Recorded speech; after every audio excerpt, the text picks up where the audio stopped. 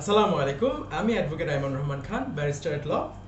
বহুদিন কোনো ভিডিও দেওয়া হয় না, তাই আজকে একটি বিষয় নিয়ে আলোচনা করব। আজকের আলোচ্য বিষয় হচ্ছে রেস্টিটিউশন অফ কনজুগাল রাইটস অথবা দাম্পত্য অধিকার পুনরুদ্ধারের মোকদ্দমা।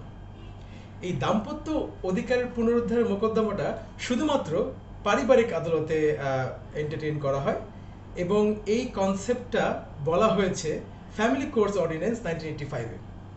ফ্যামিলি কোর্টস অর্ডিন্যান্স 1985-এর সেকশন 5B-তে ফ্যামিলি কোর্টের এই অধিক্ষেত্রটা আছে যে তিনি একটি রেস্টিটিউশন অফ কনজুগাল রাইটসের ডিক্রি প্রদান করতে পারে। তো প্রথমে জেনে নেওয়া যাক যে দাম্পত্য অধিকার পুনরুদ্ধার ব্যাপারটা কি।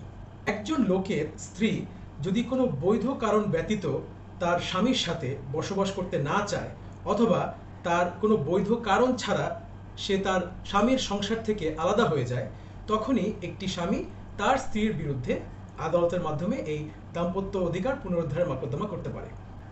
একজন স্বামী যদি তার স্ত্রীর বিরুদ্ধে এই মোকদ্দমাটি পারিবারিক আদালতে আনে, এই মোকদ্দমার ডিক্রি প্রদান হবে কি না হবে এটা সম্পূর্ণ নির্ভর করবে কোর্টের ইচ্ছার উপরে এবং কোর্টের সামনে যেসব নথিপত্র আছে এবং প্রমাণাদি আছে সেসব পর্যালোচনা করার পরেই কোর্ট একটি ডিক্রি প্রদান করবে। সেটা হতে পারে মামলার বাদী, যেমন স্বামী, এই স্বামীর বিপক্ষে হতে পারে আবার পক্ষে হতে পারে।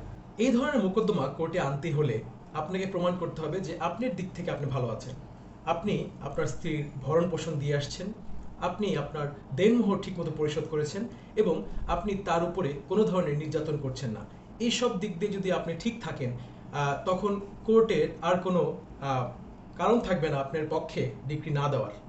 দেখা যায় যে একটি অ্যারেঞ্জ ম্যারেজ হয়েছে দুজনের মধ্যে, স্বামী স্ত্রী তাদেরকে বিয়ের আগে তারা হয়তো একজন একজনকে চিনত, বিয়ের পরে কয়েকদিন সংসার করার পরে স্ত্রী কোনো কারণ ছাড়া তার স্বামীর সংসার থেকে চলে যাওয়ার পরে বহুদিন এভাবে চলে, তার সাথে কোনো কন্ট্যাক্ট করার চেষ্টা করে না, বা স্বামী যদি কোনো কন্ট্যাক্ট করার চেষ্টা করে সেই স্ত্রী তাকে বিভিন্ন তালবাহানা দিয়ে সে তার বাবা মার সাথে থাকতে স্বাচ্ছন্দ্য বোধ করে। তো এইসব সিচুয়েশনে একজন স্বামী অবশ্যই আদালতের দ্বারস্থ হতে পারে। তিনি যদি কোর্টে এমন কোনো প্রমাণাদি না দিয়ে প্রমাণ করতে না পারে যে আমি আমার স্বামীর সাথে এই বৈধ কারণে আমি থাকছি না, তাহলে কোর্ট স্বামীর পক্ষে ডিক্রি দিতে পারে।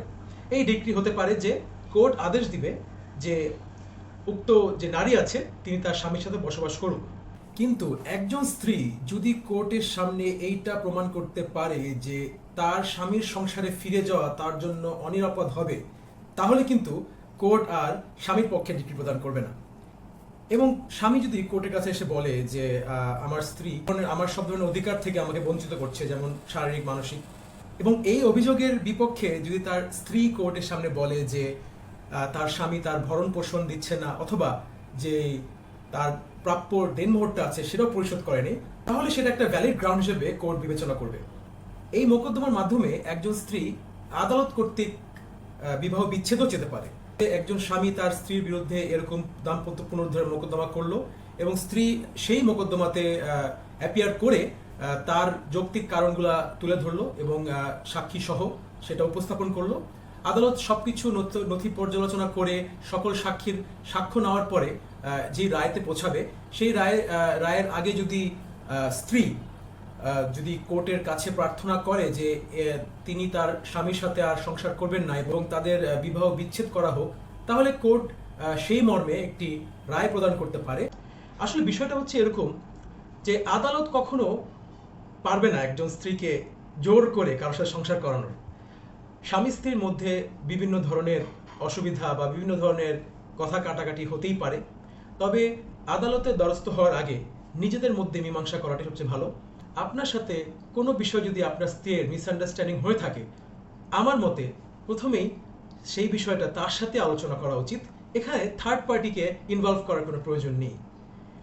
স্বামী স্ত্রীর মধ্যে অহরহ এরকম ধরনের সমস্যা হতেই পারে, কিন্তু আপনার স্ত্রী যদি তার পিতামাতার বাড়ি ফিরে যাওয়ার কথা বলে, তার মানে আপনাকে বুঝতে হবে হয়তো বিষয়টা সিরিয়াস। তো যদি আপনি আপনার পক্ষ থেকে সব ঠিকঠাক রেখে আপনি এরকম মোকদ্দমা করতে চান, তাহলে একজন পারিবারিক আইনজীবীর সাথে আলোচনা করুন এবং আলোচনা করার পরেই দরখাস্তর মাধ্যমে এই মোকদ্দমাটা আপনি পারিবারিক আদালতে আনতে পারেন।